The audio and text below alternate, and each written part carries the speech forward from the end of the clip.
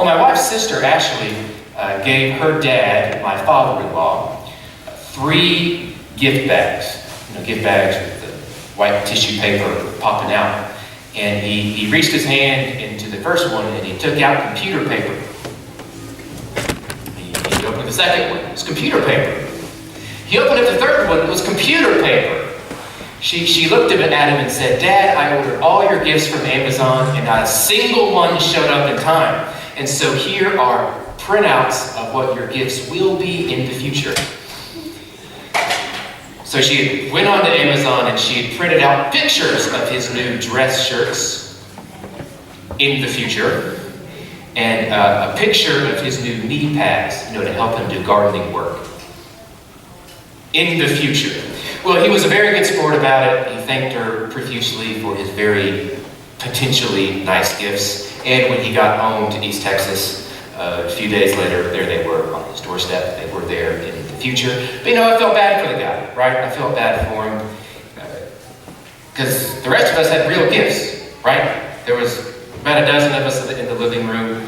And we had real gifts, real wrapping paper, and real bows, which we did shamelessly open in front of him, right? He had pretend gifts. We had real gifts. He had a 2-dimensional gift. We had 3-dimensional gifts. Folks, happy Epiphany. Happy Epiphany. Epiphany is a special day in the Christian calendar year. It's always January the 6th. We always celebrate Epiphany here at Gethsemane on the Sunday closest to January the 6th. Epiphany is traditionally remembered as the day when the Magi finally made their way to Bethlehem to see baby Jesus, give their gifts. Epiphany is when we remember the real gift, the real thing. Jesus is the real God, made real to us, with us, for us. Jesus is not pretend. This is not pretend stuff here. Jesus is not just an idea. Jesus is not just a picture. Jesus is not just a word printed in your Bible. Right? Jesus is not just 2-dimensional. Jesus is God made 3-dimensional. Jesus is the real gift, wrapped in real flesh, so that we can unwrap him and touch him and see him and get to know him. Epiphany means that God is not a concept. God is not a philosophical idea. God is not a psychological trick we're playing on ourselves, right? No, God is real. When you look up an epiphany in the dictionary, it means a manifestation, a materializing, or a showing up. Epiphany is when God showed up. God showed up in Jesus. Became something 3-dimensional we can see and touch in this earth. And also in our lives, God became so real for real human life. Epiphany means this is a God you can get to know. You can know this God. You can have a relationship with this God. This is a God that you can talk to. This is a God you can have an argument with. This is a God you can get in a fight with. This is a God you can throw parties with. This is a God you can sit at your kitchen table with. This is a God who will look at you and say, "That outfit looks stupid on you. Please try again." This is a God who can shout one act from the other side of the house. This is a God you can raise kids with. This is a God you can grow old with. This is a God you can be depressed with. This is a God you can be passionately in love with. This is a God you can be passionately furious with. This is a God you can be real with. How can God expect us to be real with him if God isn't real with us? Well, Epiphany means God got real with us. God got real with us. God opened up his heart to us. God put his heart on the table and said, "I'm yours. Please be mine." Epiphany is God stealing a line from a John Legend song saying, "I give you all of me. I'll give you all of you. I'm real with you. Be real with me."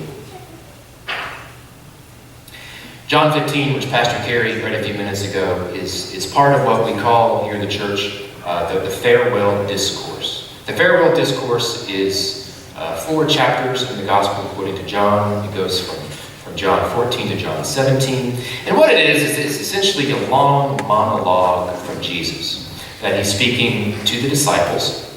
He barely lets them get a word in. So just imagine Jesus sitting with the 12 disciples, including Judas. They are at the Last Supper. In John, he's just washed the disciples' feet. And suddenly Jesus gets up and says, within 24 hours, I'm going to be gone. I'm going to be gone. I'm going to be arrested. I'm going to be executed. I'm going to die. You know, these guys, these 13 men, have spent the better part of the last 3 years together. Jesus is saying, well, it's kind of time's up. I'm about to go.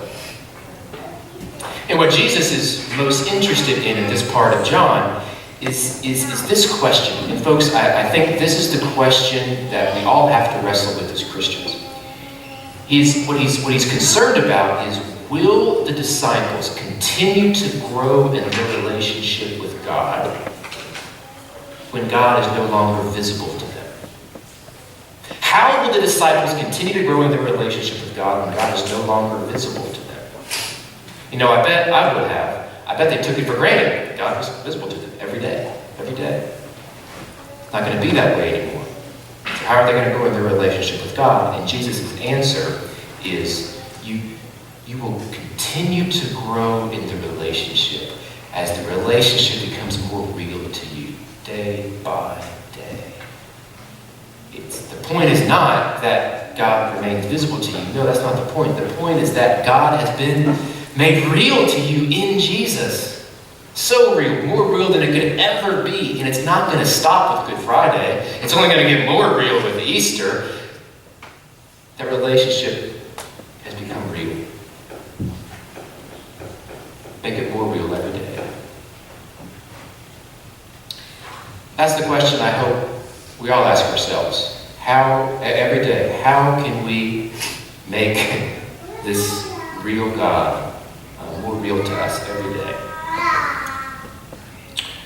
That's the question I want us to ask at the beginning of 2018, folks. You see, we could all grow in our relationship. We could all grow in our God relationship. No matter me and you, no matter if you've been at this Jesus thing for 80 years or 8 days, we can all stand to grow in our God relationship. And it's not because it's the right thing to do or even the religious thing to do. No. It's because your God relationship is the thing that the rest of your life grows out of. Your God relationship is the root. It is the foundation that everything else comes out of. You invest in that relationship every day. Make it more real to you every day. That's what Jesus wants for the disciples. That's what Jesus wants for us here at the beginning of 2018. You will grow that relationship. It becomes more real to you. So how do we do that? Well, I think John 15 really helps us. That's what Jesus is trying to do for the disciples 2,000 years ago and today. How do we do it? Well, we abide in the vine. Abide in the vine. It's very simple. Jesus makes it very simple for us. We need to abide more in the vine. Jesus says, I am the vine. You're the branches. Abide in me, just as I am abiding in you, just as I'm abiding in God. Now, the word abide, it's a pretty old-fashioned word. It's antiquated. We don't use it very much anymore. All it means is, it means to make your home with. Make your home with. Whoever you abide with is whoever you're making your home with. I make my home with my wife because somehow she decided to marry me a few years ago, and she decided to make her home with me, and I with her. God abides with us because 2,000 years ago, God decided to make his home here on earth. No, not in heaven. Here. God's home is here. God wants to abide with us here. How do we abide in God? Well, we make our home with Jesus. We make our home with Jesus. You may have been in some homes, I've been in homes like this, where the family designates an empty chair, the kitchen table.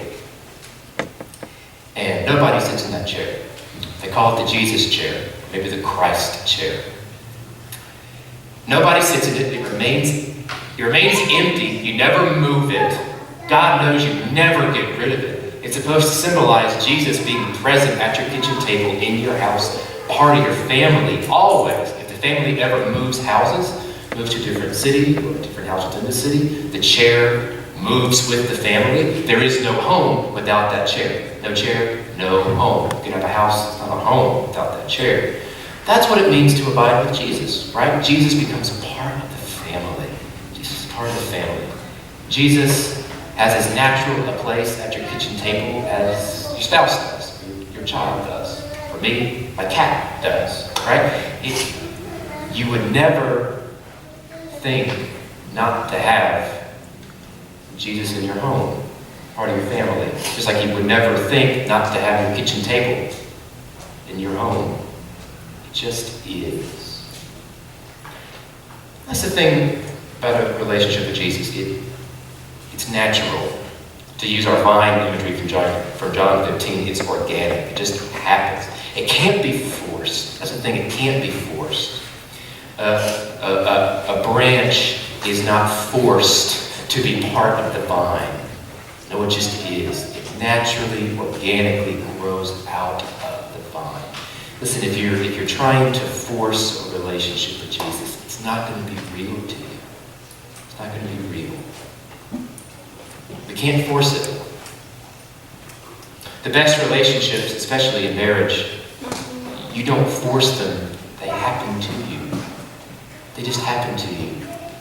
And you just live into it. That's what it means to have a relationship with Jesus. It happens to you, and it grows naturally, just as you grow naturally with your family.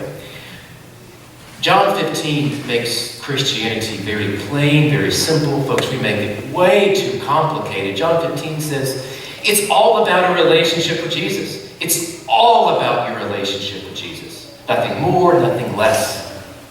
Christianity is not about what you do. It's not about what you don't do. It's not about living, a right life versus a wrong life. No, those are fruits. Those are products, outcomes that grow out of the relationship. They're fruits of a healthy, intimate, organic relationship between the branch and the vine. Our job is to feed the relationship. Always be feeding the relationship. The fruits will take care of themselves if you're feeding that relationship. And so what that means for me here in 2018, folks, and I think it means this for a lot of us, is we may have a lot of pruning work to do. You may have a lot to prune in your relationship with Jesus.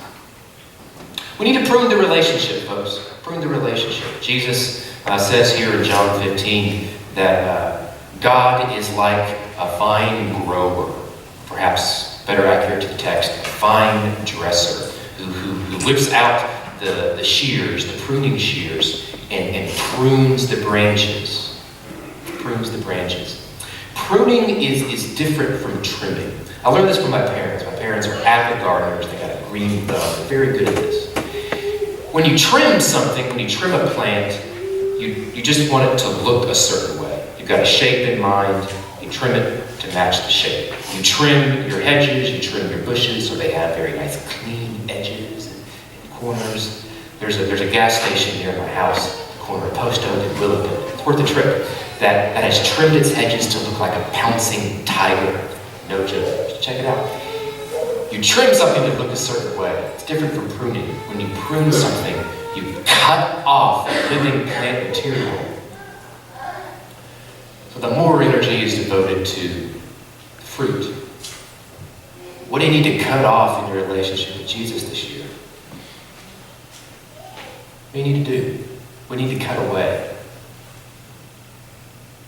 Whenever we talk about here in the church growing our relationship with God, what we typically think that means is, we have to do more. We got to go to church more. We got to pray more. We got to read our Bible more. We have to serve more, give more. Jesus says the opposite.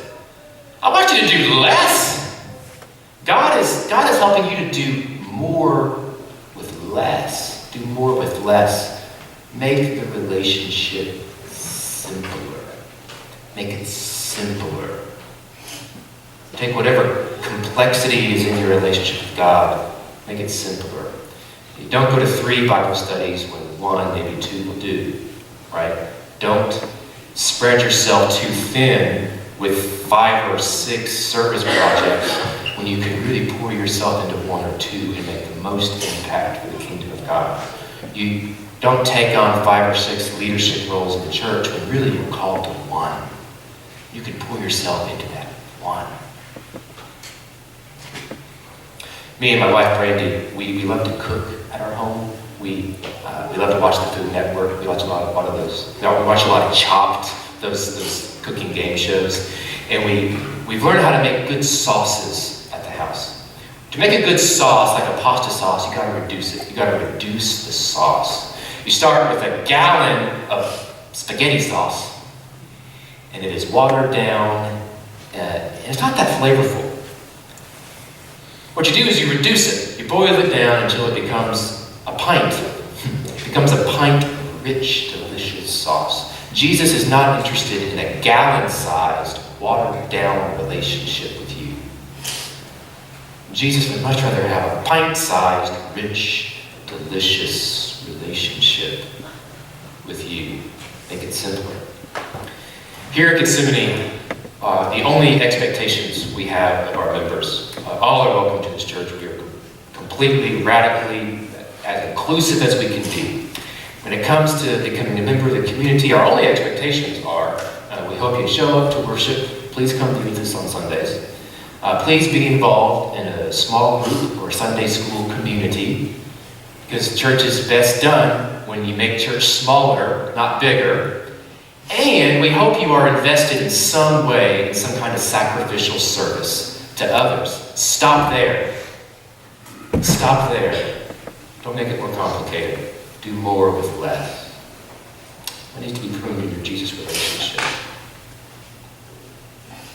But folks, the one thing I do hope you do more of, and me too, in 2018, is what Jesus says kind of in the middle of our passage today. I hope we ask more. I hope we ask Jesus more and ask more of Jesus. There's this tricky verse here in the middle of John 15, 1 through 11. It says, if you abide in me and my words abide in you, ask for whatever you wish and it will be done for you. Now I'm going to be real with you I'm going to be very real. Preachers have a hard time with this verse. A very hard time with this verse. Because what we don't want is for you to walk out of church today thinking that God is some kind of divine vending machine where you insert a prayer and you get exactly what you prayed for / paid for out, right? That's what we don't want. And so some preachers will say, you should actually expect less. You should actually expect less out of your prayers. Set the bar lower so that when you get unanswered prayers, you won't be that let down. You won't be so disappointed. That's not what Jesus has in mind. Jesus wants us to set our prayer bar higher. Set the expectation higher. Make your prayers often and abundant. Pray a lot. Expect your prayers to be taken very seriously by God. I really like Eugene Peterson's The Message translation of this verse. It says, your prayers will be listened to and acted upon. We should expect that our prayers will always be listened to and acted upon by God. We should also expect that what we pray for will not be exactly, we should expect that what we pray for will not be exactly what we get. We should expect that we get more. We should expect that we get more than what we pray for. Now that we have a 6-month-old at the house, Brandy is counting on me to do a lot of the grocery shopping. She sends me to H-E-B a lot with the grocery list. And I try to do this much more before Caroline. I should have done it more. Now I do it a lot. And I got to be honest with you, she expects that I will follow the grocery list and more. She expects that I will remember the eggs if she forgets the eggs.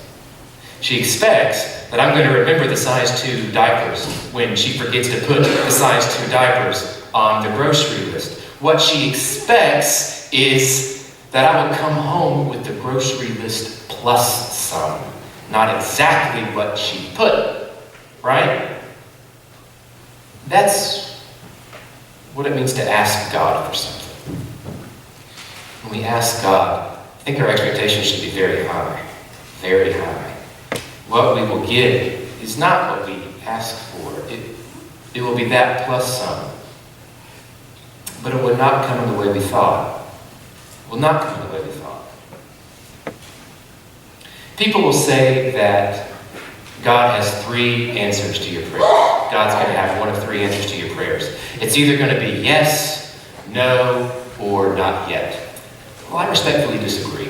I think God always has one answer to your prayer. One answer only. It's yes and. Yes and. Yes, comma, and.